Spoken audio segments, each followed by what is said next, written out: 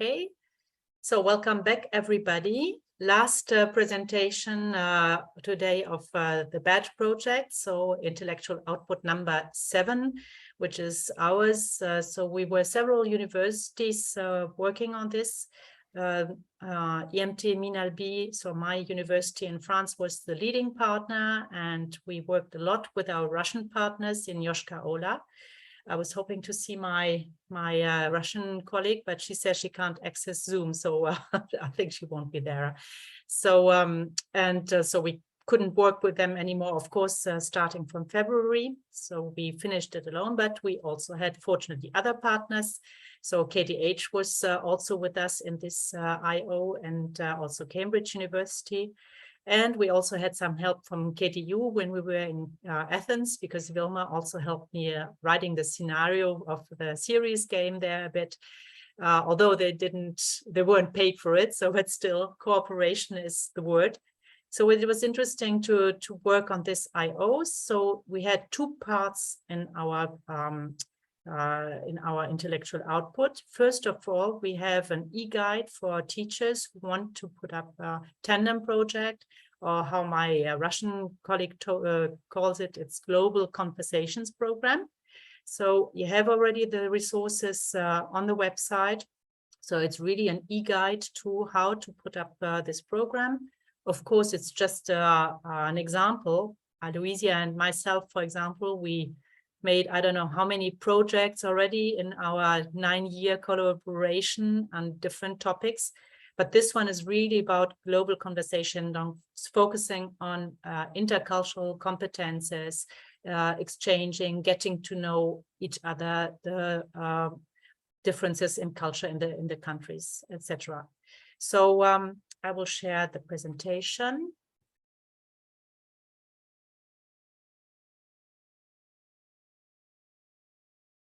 Here it is.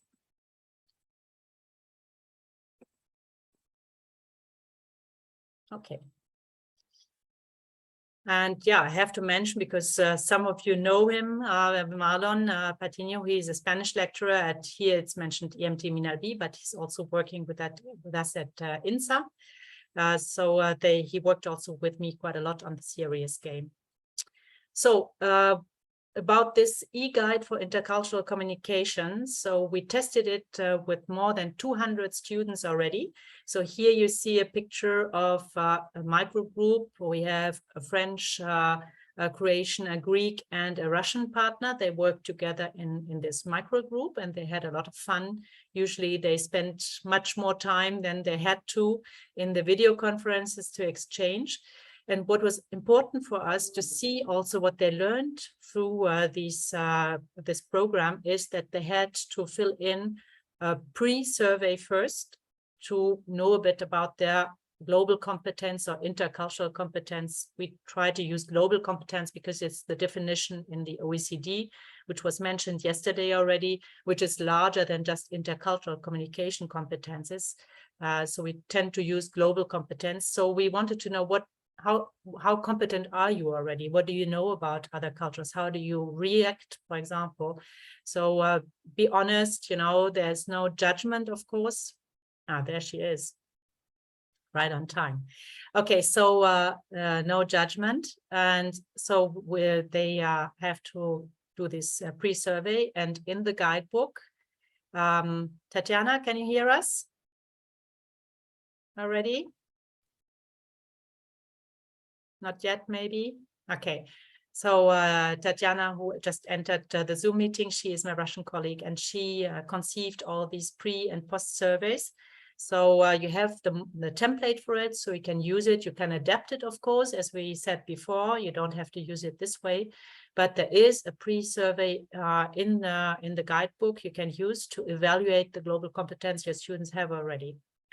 And then they had group meetings with the teachers in the beginning, of course. So it's described how you should do it, what kind of challenges you will face, what kind of problems you will face, like different time zones, for example, different schedules for the students, so difficulties maybe to meet. So what is always in tandem programs the problem. And we also have a lot of topics you can discuss with the students, or you can ask them to discuss. So there's really a guideline in this ebook for this global conversation program. They have to write a report then in the end about what they experienced, so that they reflect on what they experienced during the program. And they also have to do a post survey to see what they learned in between, and to see if there was some progress, or maybe what we do have to change to make it better. Tatjana, can you hear us now?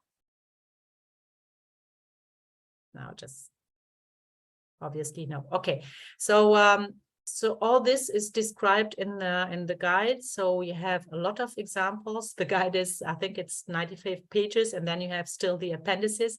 You don't need to use everything, but we wanted it to be as precise as possible, that you can pick whatever is interesting for you. And of course, as we wanted to develop the serious game afterwards, we wanted to focus on critical incidents. So in the beginning, we also used the critical incidents catalog from KTH, which is about to be uploaded on the website too. So they, maybe Björn, you want to say some words about it, about this catalog yourself, as you did it and not us? I can say a few words if you want to. What we did, and this was a work that started, let's see here. It started at the end of 2019, actually. We were collecting critical incidents reports from students who had been incoming or outgoing international mobility students. And we collected some 130 replies, and then we edited, and we took away all indicators of nationality and gender, so as not to reinforce or introduce misleading national stereotypes. And then we compiled them into this small booklet of about 35 pages, and I can show you what it looks like, I think. Yes, so this would be the typical example of how a critical incident would look like. So I guess you can't read it, right? But I was a new postgraduate student in a foreign country. My entire family had saved a lot of money for me to get an education to send me abroad. I attended a well-known university in another part of the world to do my master's. I expected everything to be very difficult and that I would have to work hard. I went to my first lesson with great anticipation and some anxiety. But when I got into the classroom, the setting was unlike the normal classroom I knew. The desks were circular, seating 5 people at each desk. To start with, the professor seemed more interested in how we were doing than in giving us facts and theories or introducing the subject area. Then they gave us some quote-unquote tasks of drawing the flags of our own countries. I was dumbfounded. To make things worse, we were then asked to make lunch together, and no one was discussing the course subject. In the afternoon, we were introduced to what were obviously made-up stories about people with different dilemmas, and we were supposed to discuss different approaches and solutions to them. The professor did not provide any answers and refused to tell us the correct solutions. I learned nothing at all and lost all confidence in this new educational system. My fear is that this course and all the courses will be structured in this way. I did not take my family's money and leaving my country for preschool games. And then there are 2 sets. So there was the description of the actual situation, and also the reaction of the student, and sometimes their sort of later on reflections on it. And then there will be a set of open questions that would sort of start with this critical incident, but then go off in a more general direction. And there is another set of alternative endings where you can decide what the ending would be, and it would be best, or how they should act in a particular situation. And these are, of course, something that you can use both for self-reflection and for group discussions. So yeah, that's basically Yeah. So we thought it was really a good idea to start with real situations, which we have been told by the alumni of KTH. So with our students, just let me get back to the presentation. With our students, we started with this catalog. We talked about the different situations we had in this catalog, and then we asked them also to either choose one of the critical incidents and write a storyboard about it, or to take another critical incident they lived through or they experienced. And so it was either critical incidents of everyday student life, could also be, especially with the Russian students, professional, what they call dilemmas, which is quite the same as critical incidents. So we really made them work on these situations, but trying not to judge, just to have these open questions, as Björn just said also in the catalog, discuss why do people react like this? How could we receive that? How can we react? And really to create this openness we were talking about also for IO4, but intercultural openness for our students. So this was really interesting, I think, and the students liked it a lot. They learned a lot also in these micro groups. Sometimes we had like here 4 different nationalities. I think this is really interesting because they perceived the differences better. But most of the times it was only 2 groups. It was either the French and the Russian, or it was Croatian and Russian. So it really depended. And we also, of course, asked them to give feedback and try to improve the program from year to year, because we started right in 2019. And so you will have on, or you have already, because it's already online, you have the e-guide, which really has taken, I think, all summer to Tatiana to write. And you have in its second volume the annexes with some experience, some feedback of the students already. So it might guide you to conceive yourself your global conversation program if you want to, or inspire you for something similar, but where you can take this as the basis, not to reinvent the wheel, of course. So this is something we hope that you will like, and that you will download this e-guide and use it and give feedback on this. And then we said, okay, we would like to go a bit further. And especially with Aloysia, we're always into gaming, and we like this if students could do role plays also. And so I thought it would be nice to have kind of serious game, to develop global competence. Of course, that's not easy, because sometimes these serious games are too serious. Sometimes they're too much game. So it's always a balance, and it should have been our Russian partners to program it. So we had to do it on our own in the end. But I hope that it will be interesting for you, and I hope also that the serious game will develop. So for the moment being, you have 3 different stories of real life working or studying situations and solutions. So the first is about an exchange semester. So this story for the moment being is in Spanish. Then you have another one about an internship abroad. This is in English. And a new first job as an engineer abroad. This is in German. So the idea is that later on, all these different stories will be available in at least these 3 languages, and also new languages, because it's quite easy to duplicate it and just to change the language. So we used, as I said, the critical incidents data bank from KTH, and on the situations from Russia also, of course, and from our students. So all the students developed these dilemmas or critical incidents, and we use that in the game.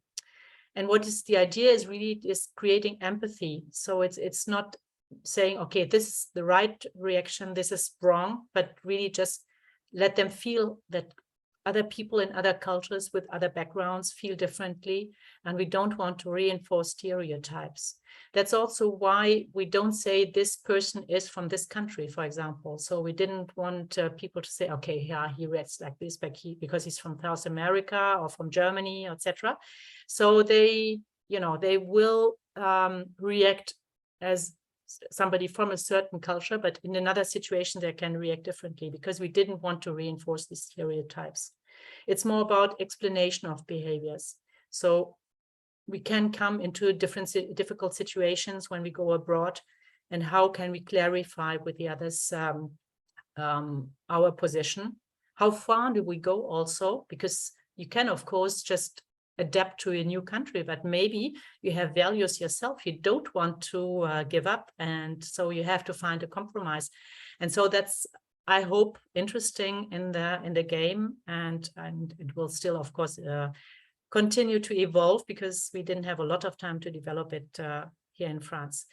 And so in the game you can test the consequence. So what is the next step when you decide to go this or this way?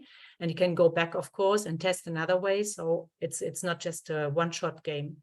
And what is important for us also, it's not something which should stand alone, but it should be really integrated in your intercultural classes. It's really to create empathy. Okay, so if you talk about intercultural reality, or at least, I don't know, you can include this game, but there's no explanation. That we mentioned some books, we mentioned Hofstede, etc., but it's not about explanation. So this is something the teacher can do in class. It's just to open a class about intercultural competence, or to put it somewhere in the middle. And really, we would like the students to use it together with this catalog to go further through these open questions KTH collected. And of course, we hope that it will inspire you to do other activities like role plays, then play this situation again, invent new reactions, make some writing activities, whatever you want to. So it's just a little bit of a class with these different stories.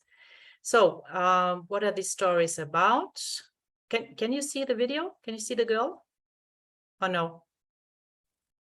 Or you still see my yeah, no, we presentation? We can see it. Good here as well. No, Wes didn't start it. So so I will start. So this is the first story. This is about the exchange semester. First slide. La arquitectura de la universidad me impresionó. Miré a mi alrededor y me di cuenta de que no conocía a nadie. Era un nuevo comienzo. Me sentí orgullosa de mí misma. En la primera clase había mucha gente y nadie notó mi presencia. Ese tipo de anonimato me dio confianza. Los cursos se impartían en inglés, que no era la lengua materna allí. Estaba contenta, era la primera vez que sentía un ambiente verdaderamente internacional. Además, tenía ganas de conocer a gente de todo el mundo y, por supuesto, a estudiantes locales. Okay, so this is the first video. Did you see it? Yes. Yeah. Okay. So you see it's very short because no. Okay, it's very short. So it's like 30 to 40 seconds usually, only the sequences, because we didn't want to put it too long, because otherwise you lose concentration of the students. Very short sequences. And so when I showed it to a colleague, said, oh, this girl, she has a voice a bit like a robot. So yeah, she is a robot, because what we use is artificial intelligence for this. We wrote the scripts, and then we used Synthesia, which is a platform to have text to video. So I just put in the script, and then I can choose the avatar, I can choose the background, I can choose the voice. And so it is a robot. Okay, so it's not supernatural, but it was much easier for us to conceive. And the interest is also that if you want to have this same story, but in German or in French or whatever, we just have to change the text, and we can keep all the videos, and it's really easy to make. And I made all the videos public, so you can use it as a template if you want to take it. So it's, if you want to do the videos, it's $30 per semester, per month, I think. But I have an annual license, so I can also do some videos during this next year in other languages or add something. So, did you, Angela, est-ce que tu as reconnu un accent ou pas avec la fille? Un peu. Qu'est-ce que tu penses qu'elle a? Colombien. Oui, Colombien. c'est colombien, yeah. Oui. Je l'ai reconnu tout de suite. Et il est très faible quand même. Ouais. Yeah, it's a Colombian accent. Why? Because Marlon, who started working on this scenario, he's from Colombia.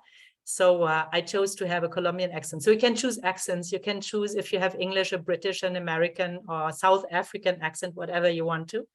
So this is really nice. I think it's a very nice platform, and they have a very nice service also. So I really can recommend this website. So this is one of the stories. Okay, so this is about the internship. So then when she starts at the university, she will be invited to a party. And so then you have to make a choice. Will you go to the party or will you refuse to go to the party? And depending on what you choose, you will come to a different slide afterwards. So I took these artificial intelligence videos and embedded it in a Genially, maybe you know Genially, which is a platform to have interactive images, but also escape games. So I chose a template of an escape game, and it's really easy to use. That's nice. So you can just say, okay, if you click on Ir a la fiesta, you can go to this slide. And if you go to, if you refuse the invitation, you go to another slide. So that's how the game works. But of course, it's not a real video game. I asked my son, who's write scripts and to write something in the beginning. He wrote it like a real video game, and it was like, you know, like a tree with hundreds of branches. So this is not something we could do. So you have the situation, you have then a follow-up here. In this case, what happens if she goes to the party? But then you have another situation and you come back to the main route. So it's always a situation developing in different branches, sometimes 2 possibilities, sometimes 4 different possibilities, and then it goes back to a main situation always. That's how it works. Okay, so the next story is about an internship. So I chose, this is in English, but I chose somebody, although Vilma in the beginning said he's European type, I chose another character. So this one is an internship abroad. So again, you have the story here. Hello, my name is Daniel. Let me share my first day of internship with you. I start early. At around 6 a.m., I have a breakfast that is not really typical for me and which I enjoy much. In the suburbs, where I will now be living for the rest of my internship, there is no bakery where I could buy freshly baked bread and enjoy the breakfast that I had with my family since I was a child. I feel annoyed that I can't stick to my usual habits and will have to get used to eating pre-packaged sliced bread. To know what has been happening lately, I turn on the TV to watch the local news. Okay, so just be sure that it won't be another story coming on. Okay, so you recognize your script, Vilma. That's what you wrote in the beginning. So it starts really like he arrives there for his internship and then lives through different situations, which are most of the time critical incidents, intercultural incidents, but our Russian partners developed also some ethical dilemmas. And I thought it could be interesting to integrate them also. So with Tatiana, we chose some critical, some ethical situations. So for example, this guy, you will see that in that company, they develop applications like drones with artificial intelligence for the police. So is this something you should think about? Is it okay? Is it not okay? So it's also a bit further than just intercultural competences. It's about also ethical competences. What, I don't know if you can't say competence because there's no right and wrong. There's just an opinion. but just to make students think about it, because sometimes they don't. And I think it's our task also to make them think about ethics, especially as they're working as engineers. Okay, and then the third story is the first job abroad. So this is in German. And so the girl obviously doesn't have German roots, but still she speaks German. And it's being abroad for the first time, starting a new job there. I will show you also the first sequence of it. Heute ist der große Tag. Nach Abschluss meines Ingenieurstudiums werde ich endlich die richtige Arbeitswelt entdecken. Und noch dazu in einem Land, das ich bisher nur aus Besuchen kenne. Aber die Arbeitsmöglichkeiten für junge Ingenieure sind dort besser, die Gehälter auch.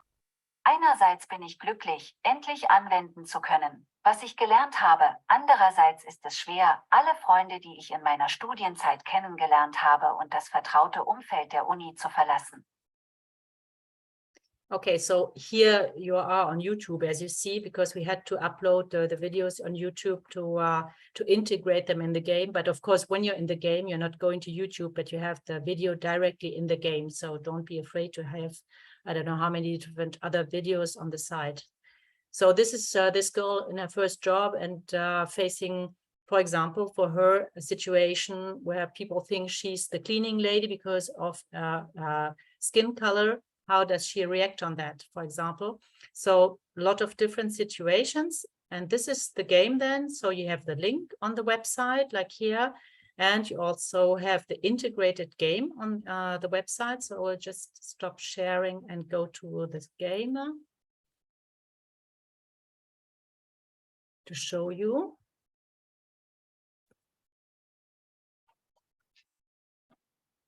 Okay. So, and if you start, then, so you have the 3 different stories here. Okay. So as we said, you have the comment box here. If you click on this one, I think you go to the Padlet and this one to the Excel sheet, but there is a possibility to leave a comment here. And here it goes to the website where you will have the catalog with the critical incidents. So, okay, and then just to show you, I show it in English because it's most of you speak English. Sorry, Angela. So this is what we said, the first slide, you've seen that, okay. And, oh no, this is not the right one. That's a problem because already the first one doesn't work. The link shouldn't be like this, sorry. I have to go back to it. Let me go to another one. Although I checked it, but still problems, you know, so. Okay, so here, for example, if she goes to the Fiesta, okay, there's another video, some text also, and then how should I react if you click on this? Okay, so you have different possibilities because he tells her, oh, come on, you say you are from this country, but where are you really from?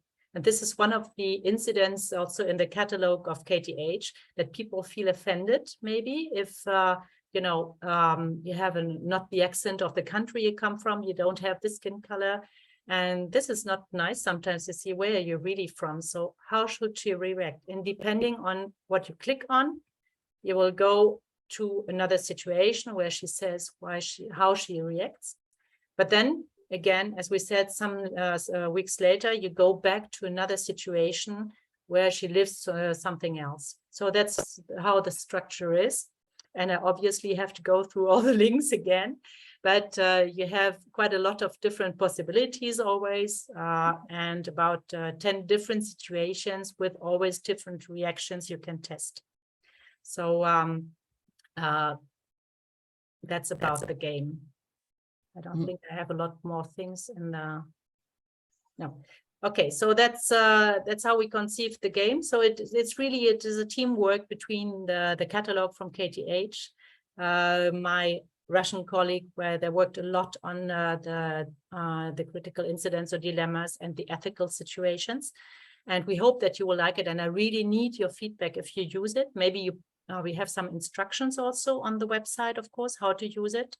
We have the scripts also, so you can read through the scripts and see what different videos we will show before you start with your students. So I suggest you play it yourself just to be sure that you agree with what is said. And we will also be happy to do some more videos, some more stories in different languages. Or if you say this is interesting for me, this story, but I would like to have it in French or whatever, or in English. So we can do this because I still have this license for like 9 months, I think. And I can do quite easily more videos. Okay, so that's, I don't know, Tatiana, do you have a microphone? Do you want to add something now or no? No, it's difficult for her to speak, maybe. Maybe you have questions. Morgan, you raised your hand. Yes, so for the serious game, are they playing in groups? I'm just wondering how that works, because if they're watching the video and then picking a reaction, is this something they discuss together first, or is this something you do individually? I'm just wondering how that works. Yeah, so this is really, you will choose how to integrate that game. That's why I think it's important to look at it first, how you're going to use it in class. I thought, you could use it like an introduction, tell them play through the first situations, for example, and then we discuss it in class, and we use the open questions which are already there in the catalog of incidents to discuss about, well, why did she react like this, or how would you react? Or you start working on intercultural competences, and then you play some situations, for example. So it's really up to you how you would do this. You can let them play in group and discuss about it while they're playing in class. You can ask them to play at home and then discuss when you come back. But I think there needs to be a discussion. It's really not, and I say that also in the instruction, it's not something which stands alone, because there's no real explanation. Mm-hmm. It's just living as the person, in the game. So it's really important to embed it into your classes. Mm-hmm. Got it. Thanks. Okay. So what do you think? You think you might use that? Could this be useful for you? For me, Katja? Sorry? Were you talking to me or? No, to all of you, not specifically to you. Definitely for me, I'm thinking of a couple of different scenarios where I could use that. Yeah. So we can either share also the license, because I put it on the badge email, for example, or I can do it because I know now how to do it. So it's quite easy to do. And I thought also for Angela, Oui, pour moi. parce qu'on veut faire travailler sur l'interculturalité avec POMI au 2e semestre, avec les 2e années. Et donc, je pense que pour nous, ça peut être intéressant. Oui, c'est génial, oui. Oui. Because we have already at INSA, we have access to a platform to train students on intercultural competences, but it's more like, exercises, written exercises, etc. So we are going to be trained all the second languages teacher during the first semester, and then we will do it with the students, but in the foreign language. So I think the game could really be integrated into that second semester for the second year students. But then we have to talk about it, not to use it both, or maybe you can use different stories in English and in the second languages, but not to do it twice. Huh? I have to discuss that with the language teachers, the English teachers. Okay. Yeah, we have a little segment in the business game in INSA when we teach the business in an international context. And so there was just one chapter of the course. So I thought it would be interesting to use that one part, because we tend to use Hofstede quite often, and it's becoming a bit outdated, I'm afraid. So this is more like hands-on, I would say. More hands-on. You need some theory also. I think it's important to read through, even if Hofstede is quite long time ago now, but still you need maybe some theory, but you need also maybe to experience, and that's really the difficulty. How can we make our students experience something while they're still there, and not being frustrated once they go abroad and they don't understand the reactions? I have my own son who is in Thailand actually, and the first month were really difficult for him. So to understand, and in this game, for example, I have a book, and they say there are 113 ways to say yes in Thai, with or without smile, etc. So but it doesn't obviously mean yes all the time. So it's really difficult maybe to understand what people mean. No, and then the students themselves, they make the choices themselves according to their own culture and their own way of living. So as they make their choices, they realize, oh, okay, so that choice is probably not the best one, or that's what's interesting about this kind of game. Yeah, and Right. also we really don't want to judge, so there's no good and bad reaction. No, but I think it's really necessary to integrate that game and said, okay, what did you choose? Why did you choose that? exactly. So what could be, is there another reaction? In the catalog from KTH, you always have this, what would you suggest? You know, so it's not, of course, in the game, it was not possible to have open questions, but that's why it's so important to discuss it. Aloysia, you raised your hand before? Yeah, I just had one question. So is it only discussed in the groups, or is it discussed with the teacher? Because, you know, I did a facilitation training and we didn't talk about discussion. We called it dialogues. And it was very important to have a role of a facilitator, a person who is neutral, so that he gives reactions without judging. So you can't say that's right or that's wrong, this behavior, but you must engage the students to reflect also about their thinking. Why do I think the way I think or I feel? Exactly. Yeah, no, that's why I said it's not standalone. It's really, it needs to be embedded in a class, because the teacher is there, obviously, to work with the students on their reactions and to explain and maybe also give some theory. Let it be Hofstetter or who else, you know, Edwards, even if this is even more outdated. But yeah, for sure, the teacher has got an important role there, because for the students, if they haven't been abroad, how can they understand, you know? So it's important to talk about it. And that's why I say you need to go further, maybe with a catalog, with the open questions, do role plays, give input. We have some references maybe read some extracts of some books, etc. So I think this is important. It's not a standalone game. Huh? We just give it to the students and let's go do it and then come back and say if you liked it or not. It's really to be integrated in a class. That's what I thought, you know, because otherwise we needed to have like pop-ups with theory behind it, etc. So it would have been much heavier then. Yeah.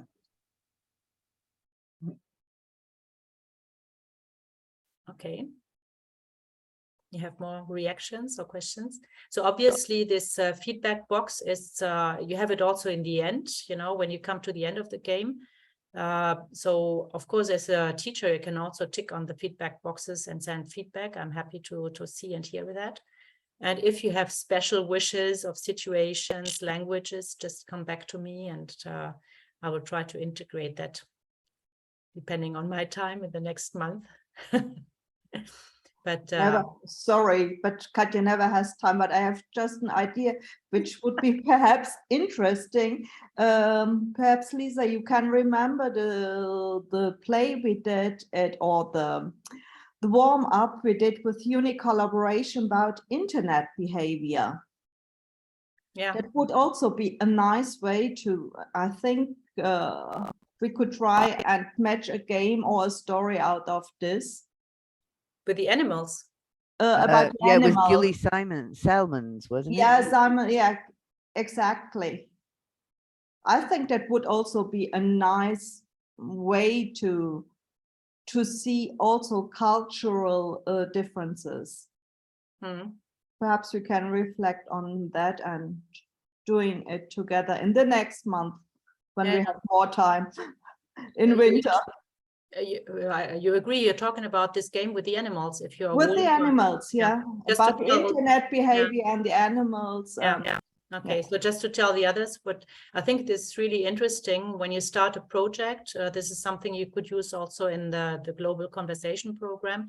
You have a sheet with different animals, so it's easier not to understand, but to be linked to an animal, maybe with an image, and then how you behave on internet.